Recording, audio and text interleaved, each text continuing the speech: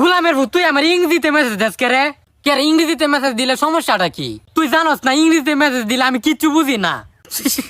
ও, এটা আগে কবি আছে, অত তো কই যেতাম না। তুই সেদিন আমার ইংরেজিতে মেসেজ দিস, যারা সেদিন ইংরেজিতে কি কইসলি আমারে?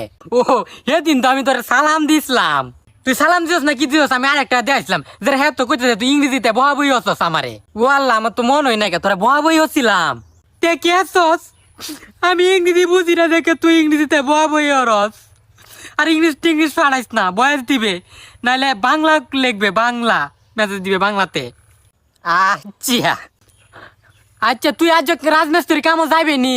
এই যে একটার মধ্যে আর একটা লয়ে বসস। আমার যে গেট আপ গুটাপ, এই গেট আপ গুটাপের মধ্যে রাজমিস্ত্রি কাম যায়, তখন জান যাইব নি? হ, যাইতার বে। কে রে, তুই আজ কামও যাস না? না রে, আজ একটু আমার ঝামেলা আছে।